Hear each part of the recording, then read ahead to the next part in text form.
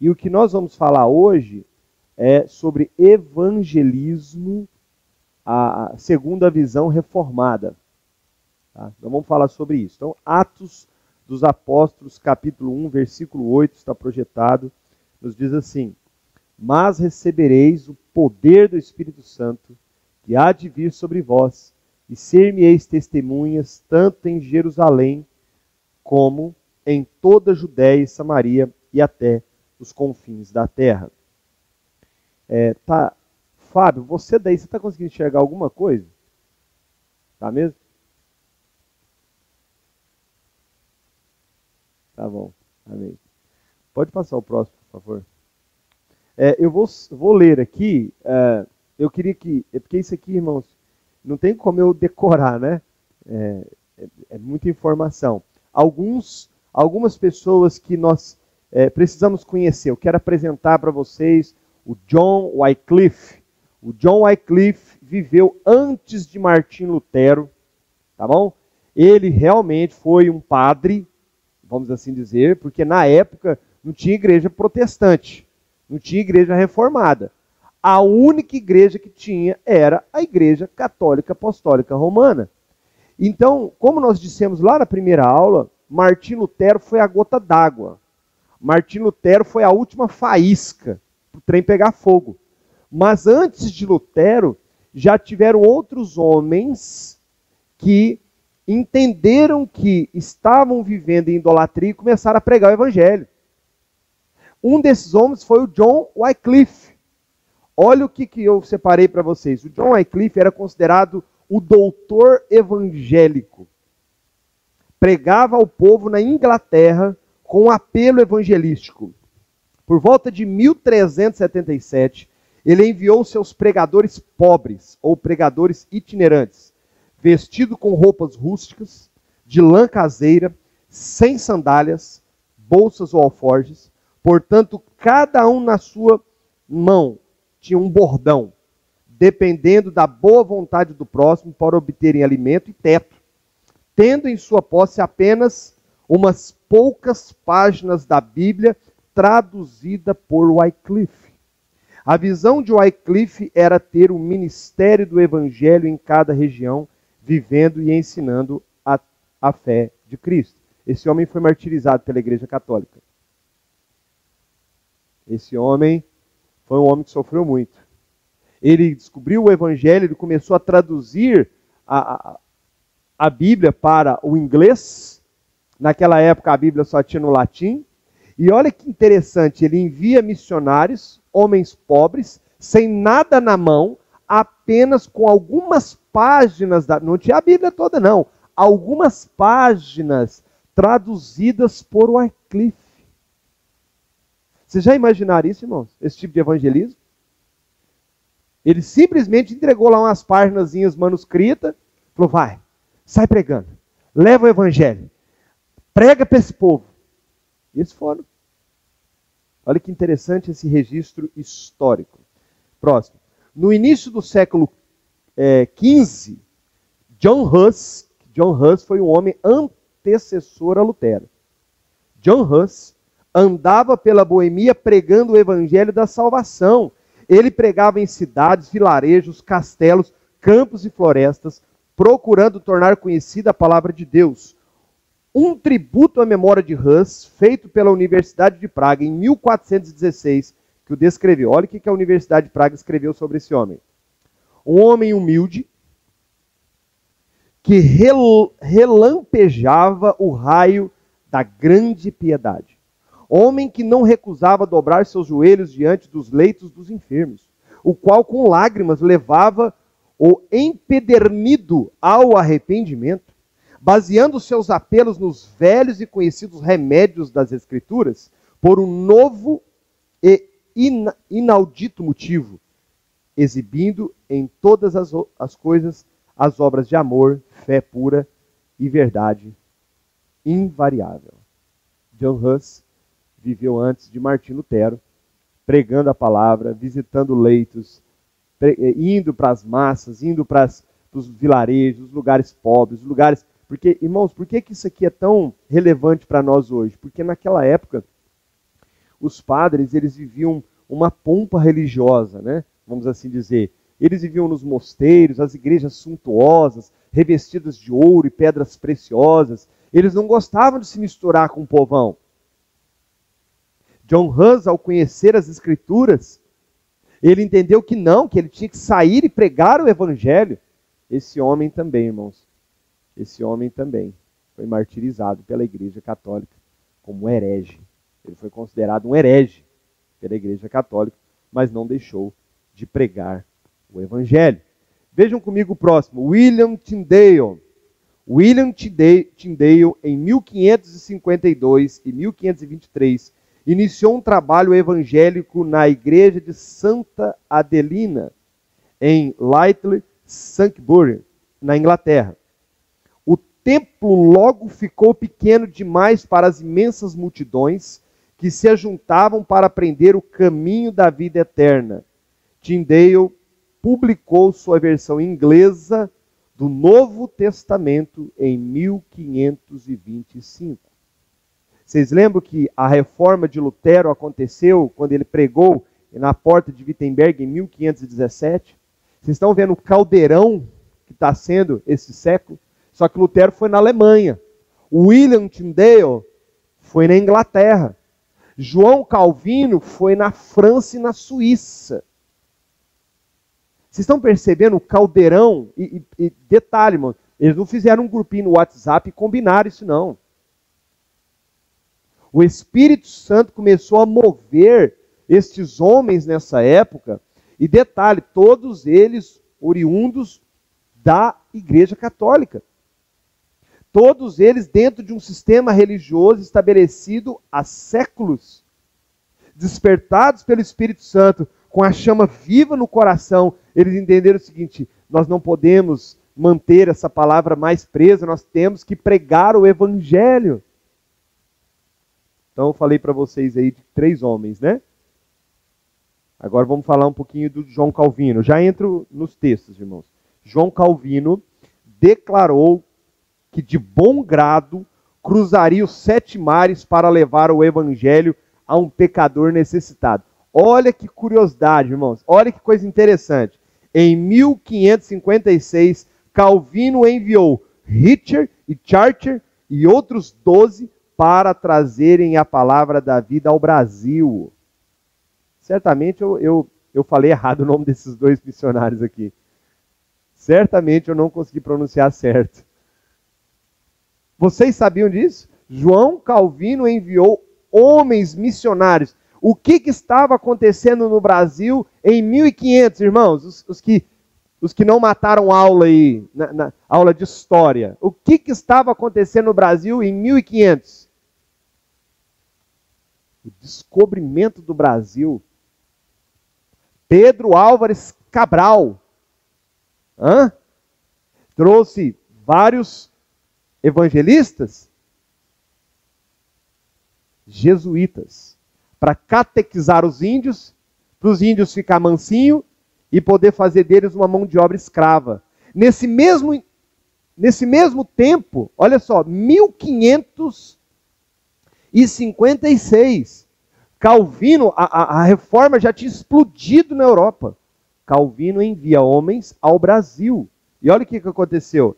Tragicamente, 5 daqueles homens foram executados pela Igreja Católica e o restante teve que regressar à Europa. Na Genebra de Calvino, os homens eram ensinados sobre o caminho de Deus para a salvação. Só no ano de 1561, 142 homens partiram de Genebra para se envolverem com atividade missionária. Vocês estão percebendo que nesse século XVI, o Espírito de Deus estava se movendo de uma forma poderosa, levantando homens, tirando camponeses, ferreiros, serralheiros de suas acomodações, e eles estavam se tornando missionários e sendo enviados para todos os lugares do mundo. Irmãos, naquela época, o Brasil era uma terra totalmente desconhecida. O Brasil foi descoberto por acaso. E Calvino já tinha a visão de que, olha, nós precisamos pregar o Evangelho para o mundo. Para o mundo. Não precisamos pegar o evangelho só para o vizinho, só para a rua do lado, só para Genebra, só para a Suíça. Não, nós precisamos pregar para o mundo inteiro. Esse homem, João Calvino, irmãos, o Senhor usou muito ele nessa questão. 142 homens partiram de Genebra para se envolverem com atividades missionárias só nesse ano de 1561. Irmãos, tudo isso eu estou dizendo para vocês, essas informações históricas, que com certeza em menos de meia hora vocês já terão esquecido esses nomes. Tyndale, John Huss, John Wycliffe, Calvino. Daqui a pouco vocês já esqueceram esses nomes todos. Não é para vocês gravarem, decorarem e ficarem preocupados e tentar ficar lembrando disso o dia inteiro. É para vocês verem que ao longo da história da igreja, Deus sempre levantou igrejas comprometidas com missões, com evangelismo. O evangelismo, queridos irmãos, nós vamos ver aqui hoje, ele não é uma opção. Hoje estava passando alguém ali, nem vi, estava arrumando a câmera aqui, o Fábio estava ali, ó. Vem no culto, ó. Vai ser uma bênção, Deus vai transformar a sua vida, irmãos. Isso é importantíssimo. Isso é importantíssimo. Vocês já pensaram nisso? Nós recebemos uma cura. Nós recebemos uma mensagem que nos tirou do inferno. E nós vamos guardar isso para nós. E por que isso, especialmente para nós aqui, essa igrejinha é tão importante? Eu cresci no meio evangélico escutando o seguinte: nós chegamos a um nível espiritual tão elevado que nós não precisamos mais pregar. O Espírito Santo traz as pessoas para esta obra. Eu cresci ouvindo isso. Eu cresci escutando essas palavras. Mas nós vamos ver à luz da Bíblia hoje, nós vamos estudar isso, que não é o que a Bíblia ensina. Então vejam, Cristo foi o maior de todos os evangelistas. Jesus Cristo foi o maior evangelista que já pisou nessa terra. Vamos analisar. Ensina a Bíblia que o Filho de Deus foi o maior evangelista de todos os tempos.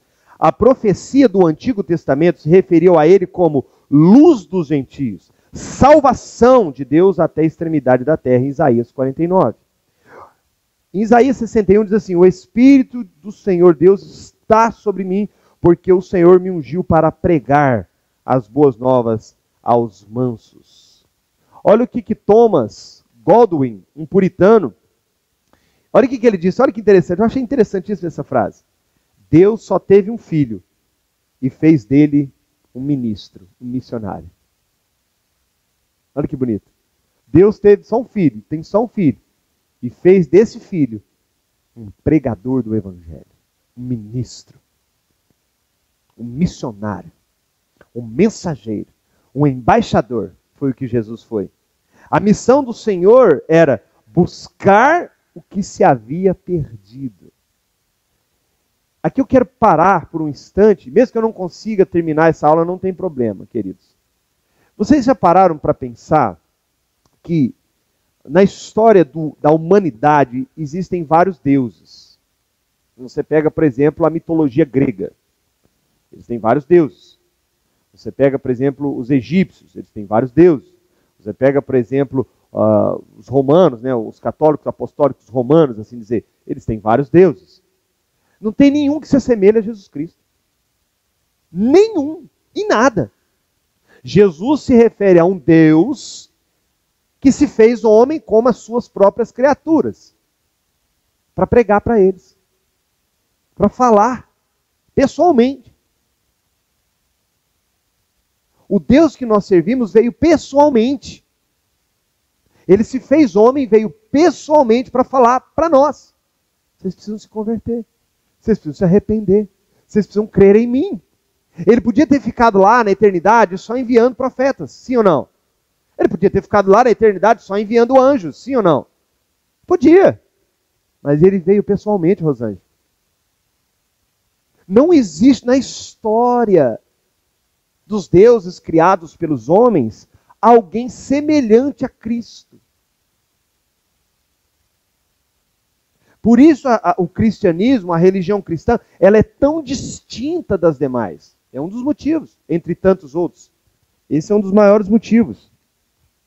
Então, queridos irmãos, a missão de Jesus era essa: buscar e salvar o que havia perdido. Ele veio pessoalmente fazer isso. Ele veio, irmãos, e é curioso, é interessante. Essas coisas mexem comigo.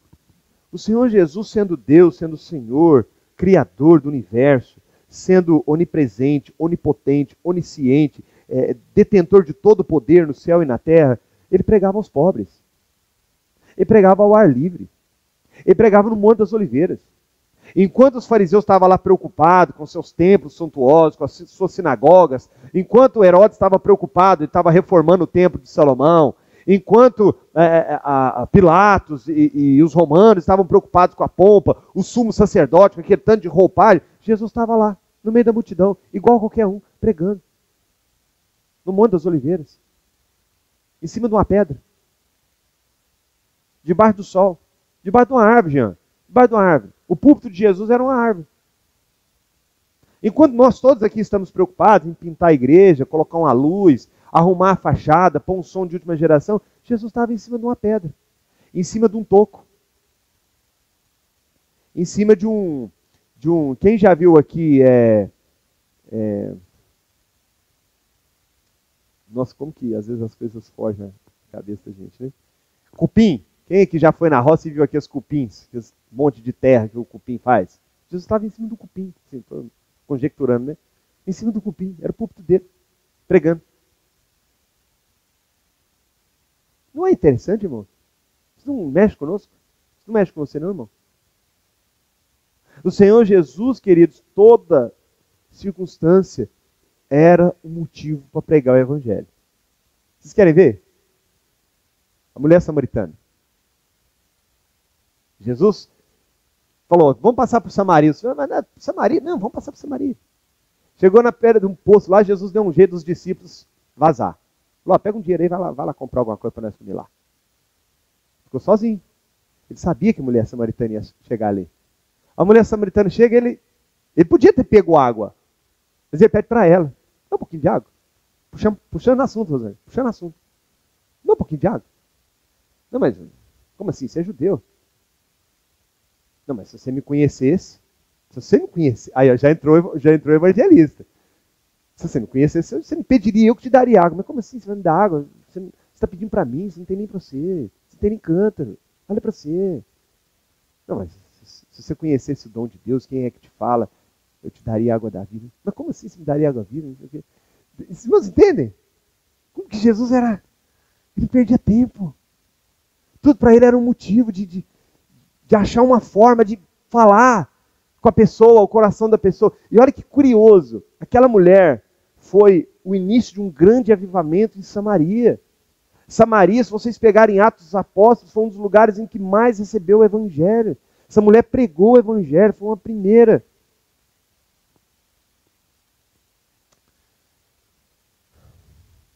O que mais? No Sermão do Monte, no mesmo slide, Cristo, Ele próprio, a luz do mundo, empregou esta expressão para descrever seus discípulos. Luz do mundo, né? Sem dúvida, essa foi uma das razões pela qual nosso Senhor escolheu ter seus discípulos consigo enquanto esteve envolvido em missão. Então, o Senhor Jesus diz que Ele era a luz e que eles também seriam a luz do mundo. É interessante isso, que Jesus, ele usou o mesmo... É pseudônimo que chama? Não sei, né? Não sei. Eu matei essa aula de português. Ele diz que Ele é a luz do mundo e que nós também somos a luz do mundo. Então, na verdade, o Senhor Jesus já estava nos preparando para assumir essa missão, porque Ele morreria, ressuscitaria, voltaria para o Pai e nós assumiríamos isso. Então, quando alguém falar para você que você é a luz do mundo, irmão, não fica pensando que você é o top da balada, não. Você é a luz do mundo para iluminar os que estão em trevas. É para isso, não é porque você é uma estrela especial, porque você... Não, é para você realmente ser luz lá na sua casa, no seu local de trabalho, na sua faculdade, na sua escola. Lá você tem que ser luz. Lá, quando você chega, as trevas têm que se dissiparem. E isso tem que acontecer naturalmente. E se isso não acontece, é porque de fato, então, você ainda não é um discípulo de Jesus Cristo. E aí nos leva ao próximo passo, que é a comissão da igreja. Esse é um assunto interessante para nós. Vamos analisar a comissão da igreja. Quando em sua ascensão, o Senhor Jesus transferiu fortemente a sua função evangelística à igreja cristã. Olha o que ele diz. Portanto, ide, disse ele, ensinai todas as nações. Segundo o evangelho de Lucas, ele lhes disse, eu escrevi errado, que em meu nome se pregasse o arrependimento e a remissão dos pecados em todas as nações, começando por Jerusalém. Isso aqui é importante. Nós já falamos um pouquinho sobre isso aqui nesta igreja e hoje eu preciso abordar melhor. A tarefa da grande comissão. O que é isso? Jesus nos comissionou a pregar o evangelho. Ao ser assunto aos céus, o Senhor Jesus deixou essa palavra. Portanto, ide, pregai, ensinai, fazei discípulos, batizai em nome do Pai, do Filho e do Espírito Santo. Ensine-os a guardar a minha palavra. Façam discípulos. Nós, irmãos, fomos comissionados. Há uma tarefa, há uma missão. Essa missão, senhor Otávio, é para todos. Para todos, indistintamente. O que o Fábio fez ali agora há pouco, com a pessoa que passou ali, é para todos. Não é só para um. Ah, Paulinho, mas eu não tenho muito assim. Não. O evangelho é simples. O evangelho é simples. E nós vamos falar um pouquinho sobre isso na prática mais na frente, tá bom? Olha o próximo aí. Os ministros, quer dizer, os pastores, presbíteros, em particular, têm a responsabilidade de pregar o evangelho, segundo Timóteo 4:2. Mas os cristãos ou membros individuais é dito. Esse ponto eu quero explanar com vocês. Estais sempre preparados para responder com mansidão e temor a qualquer um que vos pedir a razão da esperança que há em vós. Irmãos, presta atenção nesse texto de 1 Pedro, capítulo 3, versículo 15. Olha esse texto comigo. Estais sempre preparados. Sempre. A ideia aqui, irmãos, é que a igreja de Jesus... Irmãos, presta atenção, essa mensagem é muito importante. A ideia na palavra é que a igreja de Jesus esteja sempre preparada. Essa expressão é como alguém em combate. Um soldado. Sempre pronto. A qualquer momento eu vou ter que entrar em ação. A qualquer momento eu vou ter que entrar em combate. Sempre preparado. Olha o que a palavra fala. Para responder. É impressionante que ainda hoje eu vejo muito isso. Né? Quando eu falo ainda hoje, é porque assim, irmãos, vou abrir um parênteses aqui. Quando eu me converti, eu me lembro de uma experiência que o pastor ele foi viajar, eu era jovem, e ele pediu para eu ficar na casa dele, para guardar a casa dele, ficar lá na casa dele, né? Acho que eu estava com medo de ser roubado, sei lá, o que eu ia fazer, né? Eu com 16 anos, não adiantar nada, né? Mas acho que ele queria manter o movimento na casa ali, né? Se alguém tentasse, falar, não, tem gente em casa, né? Só pode ser. Magrinho, palito, pesando 50 quilos, né? Qualquer um que tentasse alguma coisa ia ser o primeiro a sair correndo. E aí, eu observei que ele tinha muitos livros, esse pastor. E ele tinha uma coleção de fita cassete de pregações da Valnice Miliomes. Quem já ouviu falar nessa pregadora aqui? Levanta a mão. Ninguém, né? Oh, meu Deus do céu. Não sei se eu me sinto velho ou é porque os irmãos realmente não se importam com essas coisas. A Valnice Miliomes foi uma pastora, né? Vamos assim dizer, na década de 90, assim, muito famosa, mas muito, muito mesmo. Me espanta vocês não conhecerem. E ele tinha uma coleçãozinha de fita cassete dela. Eu fiquei super entusiasmado, só que eu não mexo nas coisas dos outros, né? Esperei chegar, né? Aí eu falei, ô pastor, se eu podia me emprestar, né? Eu queria muito ouvir essas pregações. Ele, não, você não está preparado para isso. Aí eu fiquei tão decepcionado, fiquei tão curioso para ouvir as pregações da Valnice, né? Hoje, só de olhar já me dá ânsia de vômito. Mas, por quê? Porque a vontade era grande demais de aprender e não tinha como. Hoje nós temos tudo nas mãos e não fazemos uso. Hoje nós temos tudo, num clique. Você clica, você pega um estudo desse aqui pronto, para estudar, para ler, para meditar. Você compra livros hoje por 20, 30 reais. É mais barato que um lanche. Mas a gente não faz. Hoje nós podemos, mês passado, eu participei de um seminário online aqui no Brasil. Um dia de seminário, foi baratinho. Mas a gente não investe no reino, a gente investe em outras coisas. Então, aqui o texto está falando assim, estáis sempre preparados para responder. Me causa náuseas quando eu vejo um cristão falar assim, nossa, me falaram comigo e me perguntaram, e na hora me deu um branco. Como assim deu um branco? Nós temos que saber isso de cor, salteado, nós temos que conhecer a palavra, nós temos que responder essas questões, nós temos que falar do evangelho. As pessoas nos procuram, as pessoas querem saber. As pessoas perderam noção do que é Bíblia, do que a Bíblia fala. Hoje esse relativismo que está aí, as pessoas, tudo para elas é normal. Quando apresenta alguém falando realmente alguma coisa do Evangelho, elas querem saber mais. E não faz sentido, em plena era do conhecimento, temos tudo em mãos. Estamos aqui estudando todos os dias, estamos pregando o Evangelho. Alguém fala, deu um branco, eu não sabia o que falar. Isso é inadmissível como cristão, irmãos. Inadmissível.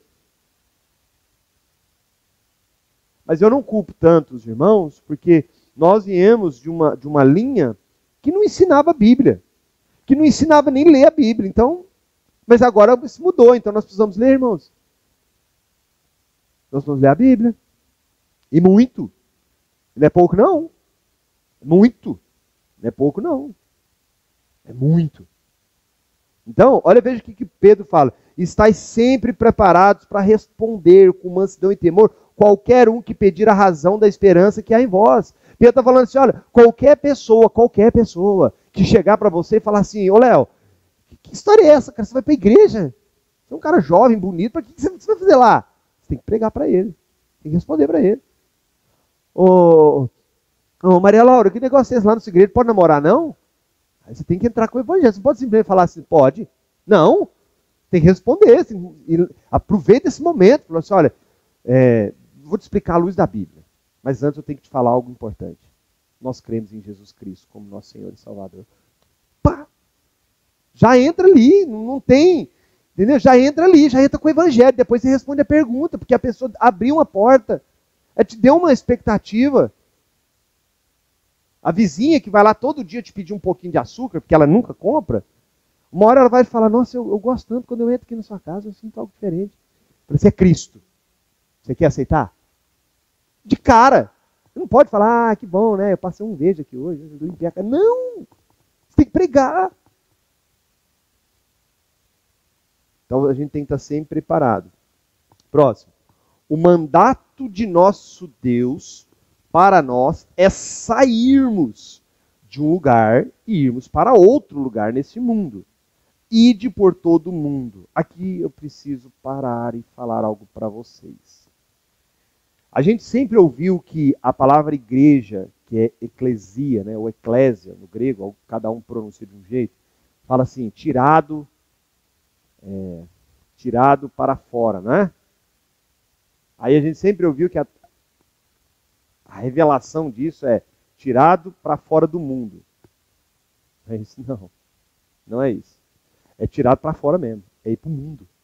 É o contrário. É tirado para fora. É para ir para fora. É para pregar. Olha o que o Senhor faz. Ele pega o pecador, tira do mundo, lava ele, limpa ele, dá uma Bíblia na mão dele e fala assim, agora volta lá. e prega para os que estão lá no mundo. Isso é o evangelho. Tirado para fora é isso. Ide. Ide. Não é parai em quatro paredes, parai dentro da igreja, fica lá esperando, não. É ide. Vá pregar o evangelho. É o que a Bíblia diz. Confira comigo. Para não falar que eu estou pegando um texto isolado, olha aí, na parábola da grande ceia, registrada em Lucas 14, 16 ao 24, ele assemelhou seus discípulos aos servos que tinha mandado, e por duas vezes nessa parábola que fosse, sair depressa pelas ruas e bairros da cidade, sair pelos caminhos valados. Vocês lembram dessa parábola? Jesus conta que as pessoas receberam um convite e aí não foram. E aí o servo chega para o seu senhor e fala: Senhor, falaram que não vai vir. Aí o dono da festa fala assim: então vá, saia e pregue pelos caminhos valados, vá aos pobres, vá aos mendigos, vá aos necessitados, e força-os e traga-os. E a Bíblia diz que os servos saíram e começaram a trazer, pegar no laço. Ó, vamos para a festa, gente suja, gente moribunda, fedida, doente, chamou todo mundo. E aí chegou lá e falou assim: Senhor, feito como está e ainda há lugar. Queridos, essa passagem, ela não tem outra coisa para nos ensinar mais importante do que essa. É isso mesmo, é sair. Vá pregar o evangelho. Vá. Seu vizinho está lá só esperando. Ele nunca ouviu você falar de Jesus, ele nem sabe que você é crente. Seu vizinho, seu vizinho. Ele nem sabe que você é cristão. Seu colega de trabalho nem sonha que você é cristão e está indo para o céu. Explica para ele. Fala para ele. Dá uma Bíblia de presente para ele. Isso que é uma boa forma de evangelizar? Hoje Bíblia custa R$20, irmãos. Pode olhar na internet. Bíblia simples, tradução de hoje. A melhor Bíblia para você dar de presente é a tradução linguagem de hoje. A melhor Bíblia para você dar de evangelismo. Aí na hora que ela chegar, você grifa uns versículos lá com uma marca texto, faz uma boa dedicatóriazinha e dá. Irmão, não tem presente melhor para você dar para alguém do que uma Bíblia de R$20 com linguagem de hoje. Você pode estar salvando a alma do inferno. Olha João 15,16. Não escolhestes vós a mim, mas eu escolhi a vós e vos nomeei, para que vades e deis fruto. O Senhor nos chamou para isso, irmão. O nosso chamado é para isso. O Senhor nos comissionou para isso, não tem outra razão de ser.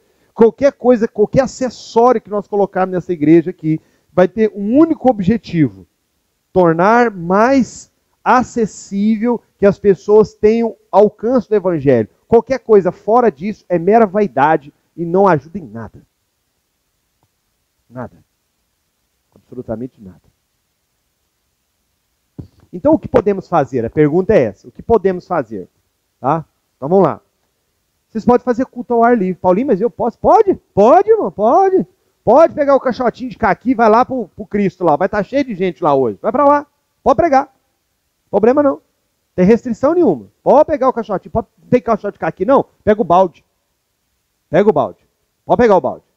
Sobe lá no balde lá. Ah, mas eu fico com vergonha do balde. Então, não precisa de balde não. Pode pregar. Não, pode pregar, irmão. Tem isso não. O Senhor nos chamou para isso. Se o Espírito de Deus moveu o coração do irmão, prega. Eu tenho uma coisa que eu sempre admirei muito. Muito. Esses dias eu estive lá em São Paulo. Eu fui lá na Praça da Sé. Não sei se algum de vocês aqui teve o prazer de conhecer o centrão de São Paulo. E lá é uma muvuca, né? Lá um formigueiro de gente. E de longe eu estou escutando, Rosângela, um pregador. O homem estava com as veias aqui do pescoço. Quando eu cheguei perto, estava dessa grossura. Assim. O homem estava pregando, mas estava pregando mesmo. Devia ter umas 5 pessoas só escutando ele. Um calor, ele com um ternão, aqueles tergal, aqueles antigão. O homem suava e pregava. Sabe o que ele estava pregando? Noé. E eu parei ali, fiquei escutando ele. Falei, meu Deus do céu. Eu sou ruim demais, gente. Eu nunca fiz isso na minha vida. E as pessoas passavam, ele não tá nem aí, não. Ele está pregando. Ele continuou pregando. De vez em quando ele soltava umas rajadas lá, né? Vocês vão tudo pro inferno. Aí, meu tempo era reduzido, eu fui andando. Gente, não estou brincando com vocês, eu devia ter assim daqui no estádio, assim, ó, ele estava aqui, lá no estádio eu estava escutando ainda. Depois, outro dia, tinha um no ônibus. Ixi, esse aí era pentecostalzão, canela de fogo mesmo. No ônibus. Alguém pode falar assim, mas será que isso dá certo? Irmãos, a questão não é essa. Essa não é a questão. A questão é que foi o que Cristo mandou nós fazermos. Se as pessoas vão ouvir ou não, eu não sei. Imagine Jonas. O Senhor deu uma mensagem para Jonas. Jonas, você vai em Nínive e você vai falar que eu vou destruir Nínive em 40 dias. Nínive, ele não quis ir, né? Mas depois ele foi. Então vamos cortar essa parte. Ele entrou em Nínive e começou. Cidadãos ninivitas, assim diz o Senhor, daqui 40 dias tudo isso será destruído. Ficou o dia inteiro lá, Rosane, falando isso. No outro dia ele acordou de manhã, cidadãos ninivitas, daqui 39 dias o Senhor dos exércitos destruirá. No outro dia ele levantou de novo. Daqui 38 dias, foi 37, foi, pregando. A Bíblia diz que aquela cidade foi tomada de um temor, inclusive o rei, e se ajoelharam na boca e no pó, pedindo a misericórdia de Deus. E Deus teve misericórdia e salvou aquela geração. Qualquer pessoa em sã consciência ia falar assim, gente, eu vou pregar isso? Eu vou falar isso? As pessoas não vão me ouvir. As pessoas não vão crer. Fica aí para a gente pensar. Segundo, você pode distribuir folhetos bíblicos. Reunir com regularidade crianças e adolescentes para receber a instrução do Evangelho. E você pode abrir sua garagem lá e começar a fazer uma reuniãozinha lá. Chama aquelas crianças na rua que fica jogando bola, que você fica brigando com eles o tempo inteiro. Chama eles lá para sua casa para tomar um suquinho, que esse quissuca, ainda tem quissuca, tangue, né? Vamos tomar um tanguezinho, prega para eles. Vai lá, faz uma reuniãozinha lá com as crianças da sua rua lá, ó. Toda sexta-feira. Dwight Lyman Moody foi um dos reformadores. Naquela época de Moody, as igrejas alugavam bancos para pastores que não tinham igrejas. Olha que curioso, informação. Então eu tinha uma igreja como essa, a igreja está meio vazia, eu alugava um banco para o Fábio. Os bancão de madeira. Fábio, esse banco aqui eu vou te alugar por R$20 por culto. Então, o Fábio me pagava e ia trazer as ovelhinhas dele e punha naquele banco ali, para ouvir a palavra. Dwight Lyman Moody, ele foi alugando um por um. Daí a pouco a igreja não cabia mais, só tinha ovelhinhas dele, tudo crianças e adolescentes. Na biografia de Dwight Lyman Moody, ele fez 200, eu vou repetir, irmão, 200 visitas evangelísticas em um dia.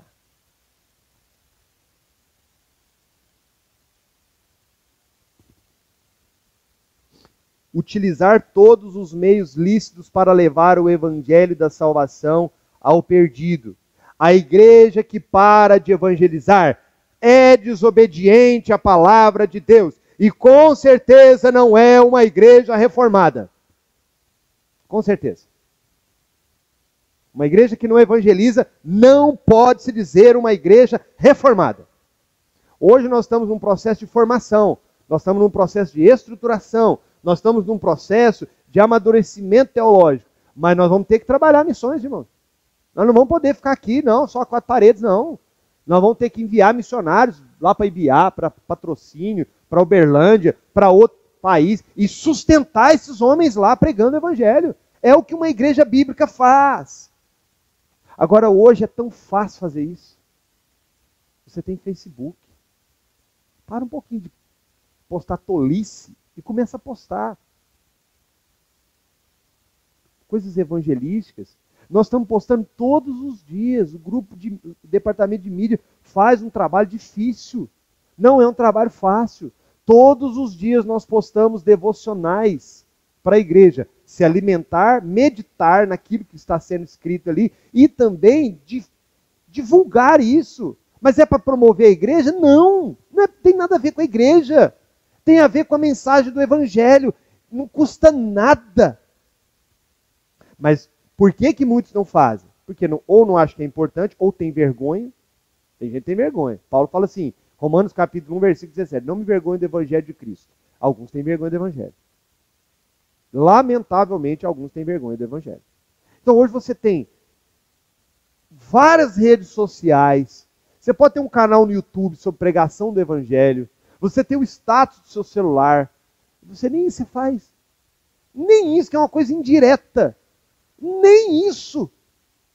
Há pouco tempo atrás, uma jovem senhora que não está congregando conosco, ela é até difícil para ela estar vindo à igreja, ela falou assim, ela mandou uma mensagem, falou assim, olha, todos os dias eu me alimento dos posts de vocês, do devocional. Isso me trouxe meio que uma resposta, porque eu já estava começando a ficar desanimado. Ninguém fala nada. A gente não vê nem os irmãos postando. Eu falei, vou parar com esse trabalho. Vou falar para os irmãos do grupo de mídia, porque dá trabalho. Sim ou não, Mariana? Sim ou não, Maria Fernanda? Todos os dias nós fazemos. E a primeira tarefa do dia é mexer com isso. Mas ninguém. Um ou outro, né? Me aperta. Mas aí, uma pessoa que nem é da nossa igreja, falou assim, olha, eu não deixo de ler todos os dias e me abençoa muito. Eu falei, amém, Senhor. Então, está alcançando uma pessoa, louvado seja o nome do Senhor, está sendo bênção para alguém. Né? Então, nós podemos fazer isso. A igreja tem que crescer. A igreja tem que crescer. Alguém pode falar assim, mas esse negócio de igreja, encher a igreja. Realmente, quando a gente tem a vaidade de querer uma igreja cheia, meramente para mostrar para os outros, aí é totalmente reprovável. Mas, biblicamente, a igreja tem que crescer. Confiram comigo. 1 Tessalonicenses 1,8. Por vós soou a palavra do Senhor, não somente na Macedônia e Acaia, mas também em todos os lugares a vossa fé para com Deus se espalhou, de tal maneira que já dela não temos necessidade de falar coisa alguma. Olha o que o apóstolo Paulo está falando. A palavra está expandindo, a vossa fé está expandindo, não só na Macedônia, mas também na Acaia, mas também em todos os lugares. Ela se espalhou. E sabe o que é triste, irmãos? É que as pessoas de outras religiões, elas têm muita facilidade de falar das religiões delas. E nós não temos facilidade de falar do evangelho. Nós escondemos isso. Nós temos vergonha. Nós temos aquele velho conceito de que quem faz a obra é Deus. Não é? Não é esse conceito? Não, na hora você vai chamar a pessoa. Não. Se a fé vem pelo ouvir e ouvir a palavra de Deus, é função nossa pregar o evangelho. O Senhor separou a igreja. E a igreja precisa crescer. Veja só, se somos seus sucessores, ou seja, de Cristo, seguramente encheremos nossas cidades com as boas novas de Jesus Cristo. Esse é o único jeito de a igreja crescer. E o Senhor quer sim que sua igreja cresça. Não tem outro jeito da igreja crescer não, irmão. Nós podemos colocar aí carro de som na rua, tudo isso aí não tem nada demais. Nós podemos impulsionar na internet, nós podemos fazer propaganda na televisão. As pessoas vão vir. Agora, conversão é diferente de encher a igreja. Vocês concordam comigo? Se eu fizer um culto especial aqui, não vai ter um culto especial de boxe. Vai ter um ringue aqui na frente aqui, nós vamos chamar 2 lutadores famosos. Isso aqui não vai caber gente. Todo mundo vai querer vir ver os lutadores lutando boxe aqui, em nome de Jesus. Mas esse é o objetivo? Não é. O objetivo não é encher, o objetivo é pregar para essas pessoas. Então a nossa função é mais do que meramente dizer, vamos lá na igreja? Vamos comigo lá na igreja? É mais do que isso. É pregar, é falar de Jesus. Aquele que salva, que liberta o homem do pecado, que liberta da condenação, aquele que dá paz, que dá vida. Próximo. Ele pretende expandir sua igreja. Olha que interessante esse texto aí também, eu preciso falar dele. Edificarei a minha igreja e as portas do inferno não prevalecerão contra ela. Todo mundo comigo aqui. As portas do inferno não prevalecerão contra ela. Eu quero fazer uma pergunta para vocês. Vocês já viram em alguma vez na vida de vocês porta andando sozinha aí pela rua? Alguém já viu uma porta? Alguém já viu uma porta dando uma portada em alguém, do nada, assim, sozinha? A porta veio e deu uma portada em alguém? Para que serve porta? Porta é um objeto estático, não é? Fica lá. A portinha ali do banheiro está ali. Fica ali. Ninguém mexe com ela. Ela não mexe com ninguém também, não. Mas Jesus falou assim, nem as portas prevalecerão. Sabe o que Jesus está querendo dizer aqui, irmãos? Não é que o diabo vai vir e não vai nos atingir. Ele está dizendo o seguinte, edificarei a minha igreja e nem as portas do inferno prevalecerão. Quer dizer que, na mente de Jesus, a igreja como exército, ela vai avançar, ela vai marchar. E ela vai invadir os terrenos do diabo. E nem as portas vão impedir que ela entre, invada, resgata o pecador e o traga para a presença do Senhor. É isso.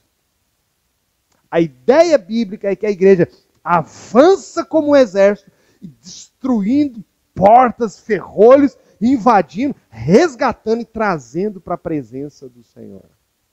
É isso. Esse texto quer dizer exatamente isso. E uma igreja que não avança, que não invade o inferno, não é uma igreja bíblica. Pode ser qualquer coisa. Menos uma igreja bíblica.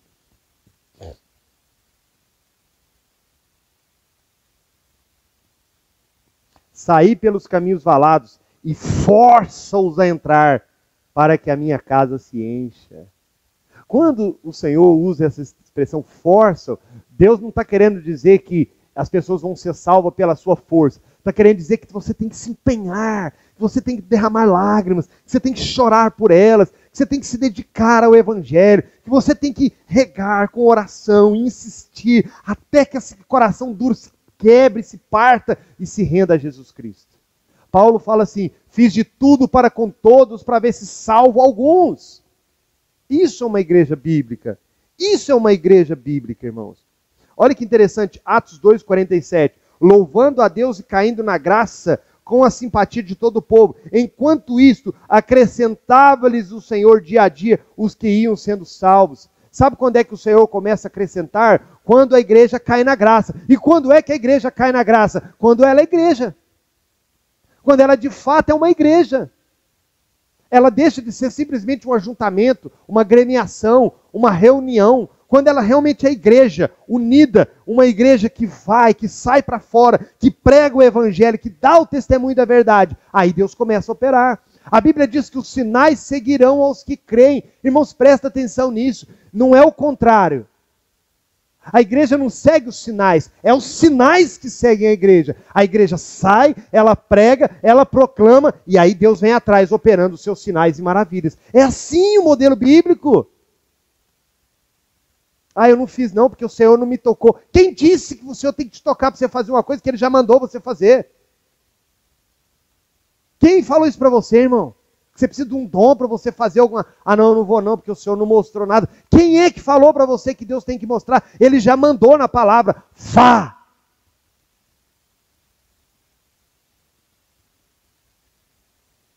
Próximo. Quando o Senhor Jesus enviou 70 apóstolos, em Lucas 10, é dito que, ao retornarem, esses, de sua missão de pregar, o Senhor se alegrou em espírito. O Senhor Jesus chamou 70, foi de 2 em 2. Ó, vocês vão sair e vão pregar. E eles voltaram empolgados. Senhor, os enfermos foram curados, os demônios nos submetem, pessoas se renderam. E Jesus fala assim, ele se alegra com eles, mas fala assim, não se alegrai por isso, alegrai-vos pelo fato de ter o vosso nome escrito no livro da vida. Irmãos, uma igreja que tem um nome escrito no livro da vida, ela sai para pregar e Deus opera.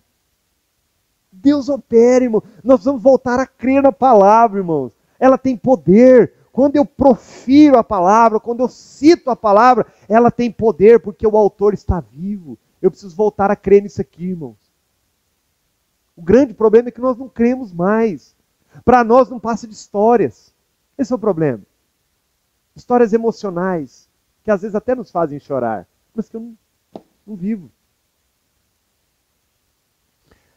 A magnífica visão da fé reformada consiste em ver o evangelho levado aos confins da terra. As escrituras publicadas em todos os idiomas e pecadores de toda a tribo, língua, povo e nação reunidos para Cristo. Há mais ou menos 5 anos atrás foi feita uma pesquisa, cerca de 30% da população mundial nunca ouviu falar do nome de Jesus. Eu acredito que isso caiu, né? Porque em 5 anos, mas mesmo assim, irmãos, tem muita gente que não conhece. Tem muita gente que nunca ouviu.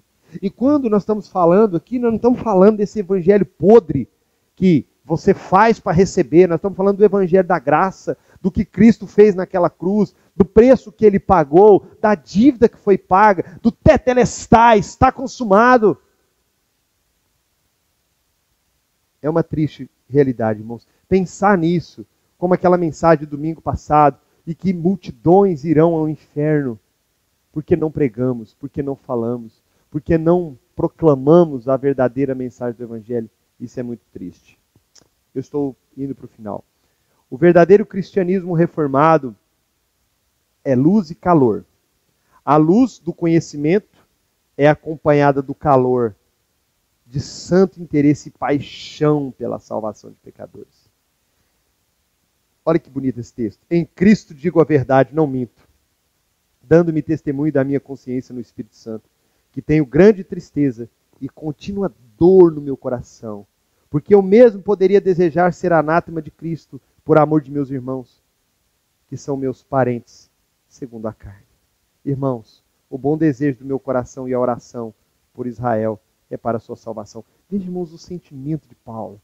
Vejam, ele chega a dizer assim, eu podia desejar ser maldito, mas que vocês fossem salvos, que vocês entendessem essa palavra, que vocês vivessem o evangelho. Luz e calor. Meus irmãos, o evangelho não é só conhecimento. É conhecimento e calor. É sentimento, amor pelas almas. Próximo, a presença de Cristo conhecida. Que as palavras da grande comissão de Cristo sempre nos desafiem. Portanto, ide e ensinai todas as nações, batizando em nome do Pai, do Filho e do Espírito Santo. Em seguida, temos essas preciosas palavras. Eis que estou convosco todos os dias, até a consumação dos séculos. Ah, Paulinho, mas eu tenho medo de pregar e a pessoa achar ruim. Eu tenho medo de pregar e meu patrão me mandar embora. Eu tenho medo de pregar e eu perder a amizade. Eu tenho medo de... Jesus, logo na sequência, quando ele te manda fazer isso, ele fala, e eu estarei com vocês. Eu, Senhor, estarei com vocês. Ah, irmãos. Eu conheço uma história, eu não vou saber contá-la com riquezas de detalhes, mas ela me impactou muito. Na época da igreja primitiva, há um relato histórico de que alguns soldados romanos pegaram 40 irmãos no inverno e os lançaram em um lago gelado. 40 cristãos lançaram num lago gelado. E esses soldados romanos riam e debochavam desses cristãos. E esses cristãos cantavam 40 mártires para Jesus. 40 mártires para Jesus. Um deles morreu primeiro, afogou. E eles continuaram cantando 39 mártires para Jesus. Um dos soldados romanos se despiu e se lançou nas águas. E eles voltaram a cantar 40 mártires para Jesus. Irmãos, nós estamos muito longe de ser cristão. A prova é porque nós não passamos por essas situações. É fácil ser cristão hoje. O Uber te traz aqui. Não tem ninguém te jogando num lago gelado. Nós vamos crer nesse evangelho, irmãos. Ele é poderoso para salvar até mesmo um soldado romano escarnecedor e fazê-lo cair em águas profundas para encontrar com Cristo.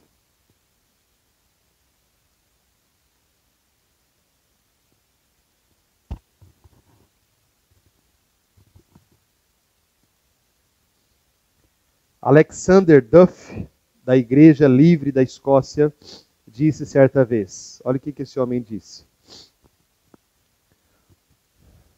O que é a história inteira da igreja cristã? Senão uma prova e uma ilustração perpétua da seguinte situação, que uma igreja evangelística ou missionária é uma igreja espiritualmente bem-sucedida, mas uma igreja que deixa de ter caráter evangelístico ou missionário rapidamente se deteriora, entrando como eu escrevo errado nesses slides, hein, irmãos? Entrando em decrepitude e decadência. Então a igreja que não é evangelista, ela está em decadência.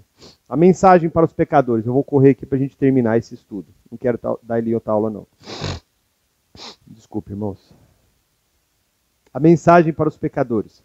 A mensagem da igreja é naturalmente o evangelho. Esse evangelho deve ser ensinado pela palavra oral, pela pregação.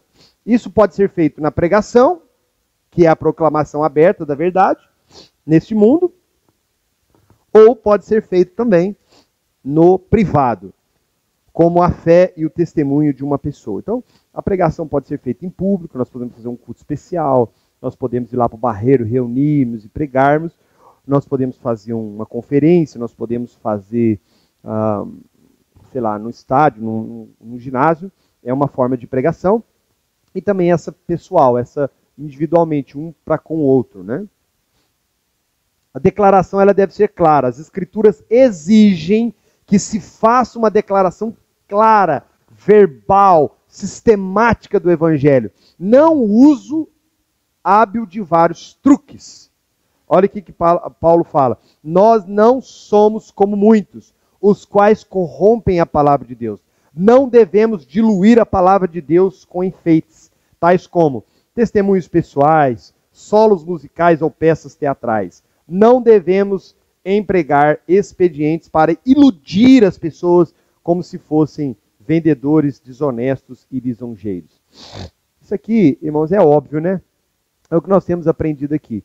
Nós somos tentados muitas vezes a fazer muitas coisas para atrair gente. Isso aí não é lícito, tá? Nós podemos usar todos os meios para pregar o evangelho, sim, podemos. Mas esse negócio de, vou fazer uma festa junina para atrair pessoas. Isso aí, irmãos, pelo amor de Deus, né? Pelo amor de Deus, vamos ser igreja, né? Vamos ser igreja. O que nós precisamos é pregar o evangelho. O que o pecador precisa é pregar o evangelho. E o evangelho, irmãos, ele não tem nada que torne ele mais palatável, não. O evangelho é indigesto mesmo. Quem é que quer escutar que tem que negar a si mesmo? Como é que se floreia? Tome a sua cruz e siga-me. Não tem jeito.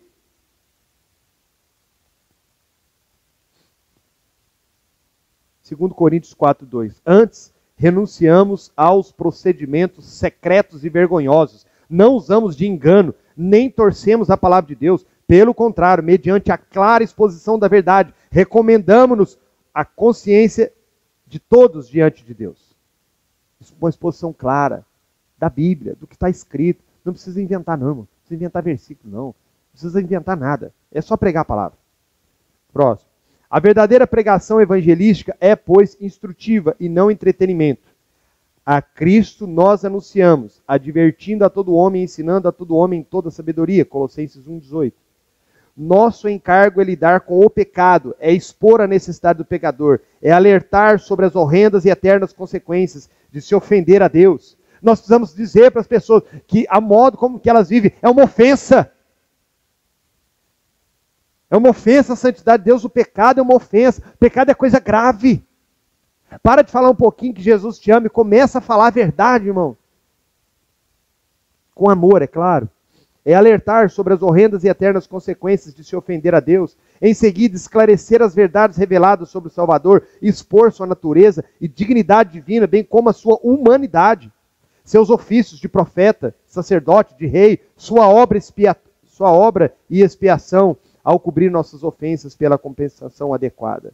É proclamar Cristo como o único refúgio para pecadores fracos e desamparados. É chamar os pecadores para fugirem da ira do julgamento divino e acharem refúgio no amor protetor do Salvador. É assegurar o perdão, da paz e da segurança eterna a cada um que verdadeiramente crê. Próximo.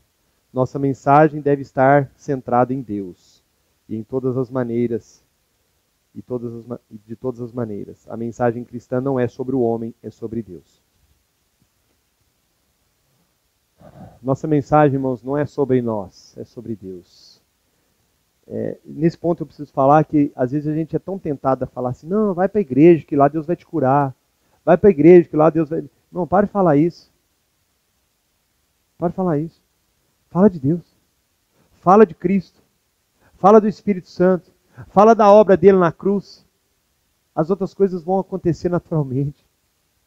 Mas nós não podemos desviar o foco. O foco é a alma. O foco não é o caroço, Rosângela. O foco não é o câncer. O foco não é o casal. O foco é Cristo. É a salvação, é a alma dele.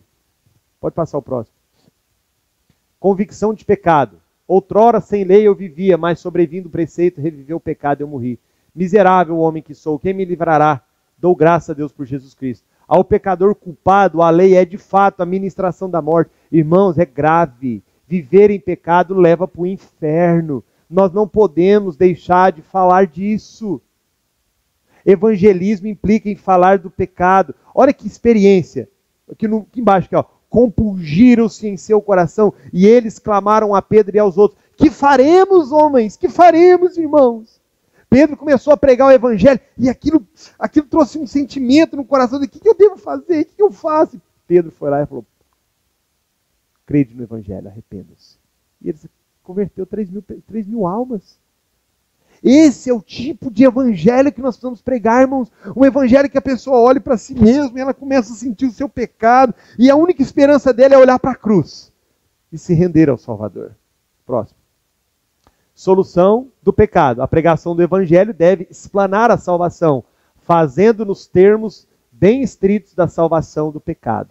Conforme a Bíblia, a salvação nos livra tanto do poder do pecado quanto da pena do pecado, como disse a José o anjo a respeito do Senhor Jesus. Chamará o seu nome Jesus, porque ele salvará o seu povo dos seus pecados.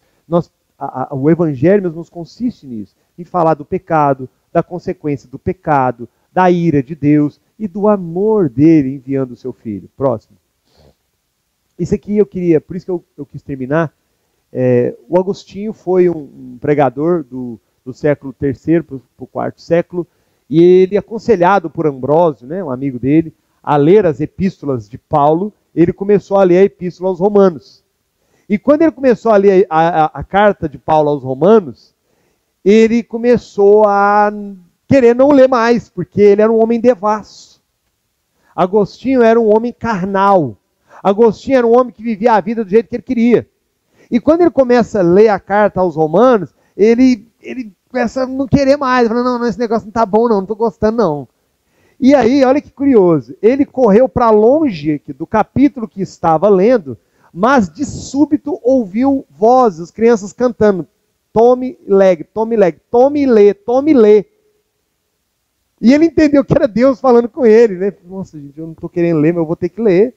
E ele correu lá, pegou a Bíblia de novo para ler, e aí quando leu essas palavras, não em glutonarias, nem em bebedices, nem em desonestidades, nem em dissoluções, nem em contendas e invejas, mas revestivos do Senhor Jesus e não tenhais cuidados da carne de suas consciências. Esse homem se converteu. Olha a experiência dele. Palavra, irmãos. É a palavra. Não é nada, é a palavra. Pode passar o próximo. Livre graça. A ênfase deve ser sempre posta na graça, na soberania igualável da graça de Deus. A graça garante a concessão do Espírito para convencer os homens do pecado, para os levar a Jesus Cristo e os colocar na posse dessa grande salvação. Ademais, a graça os guardará até o final e por derradeiro os conduzirá para a glória do reino eterno. É graça do princípio ao fim. Irmãos, nós não podemos deixar de falar da graça. Nós somos tentados a falar para as pessoas que é uma base de troca, né? Tudo é troca. Você faz isso, Deus faz aquilo. Você faz isso e Deus te abençoa. Ó, você precisa fazer isso, porque senão Deus não vai fazer isso. Não, irmão, você não pegar a graça. Graça, a nossa salvação ela é graça do começo ao fim. Não tem nada a ver com a gente. Não é o que a gente faz, é o que Ele fez por nós. Graça é algo que não se compra. A salvação não pode ser comprada. Ela não pode ser conquistada. Ela já foi conquistada na cruz.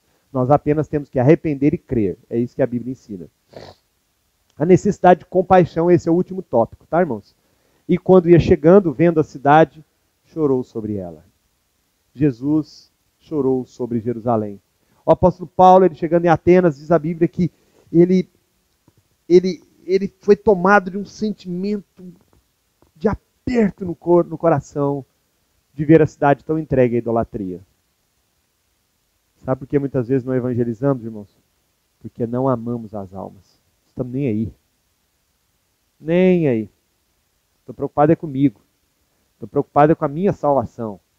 Estou preocupado é comigo. Salvação é individual. Salvação é cada um por si. Isso aí vai se ver com Deus. Esse aí não quer nada com Deus mesmo.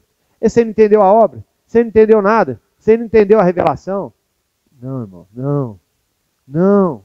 Olha lá, irmãos. E quando ia chegando, vendo a cidade, chorou sobre ela. Jesus. Quando ele viu Jerusalém naquela situação, ele chorou. Nós precisamos aprender isso, irmãos. Ter amor pelas almas. Amor pelas almas. Chorar. Chorar. Você vê o seu vizinho lá, igual eu estou com lá, orando o Senhor. Senhor, tem misericórdia desses vizinhos. Tem misericórdia. Eles precisam. De salvação. Eles não precisam, não é de um carro novo, eles não precisam de uma casa nova, eles não precisam de dinheiro para pagar a prestação. Eles precisam ser salvos. Senão eles vão para o inferno. Pode passar o próximo. Alguma coisa desse amor deve estar em nossos corações. Desse amor de Cristo. Quando prestamos atenção ao mundo que se acha em revolta contra Deus, em violação à sua santa lei, na rota do seu julgamento, seguramente não podemos ficar indiferentes ou impassíveis. Só o Evangelho oferece esperança aos transgressores. Esse é o último, né? A incumbência da igreja pregar a palavra de Deus. A mensagem da igreja é a salvação mediante a graça somente e pela fé somente. A compaixão da igreja é o amor de Cristo em nossos corações, fluindo até os perdidos.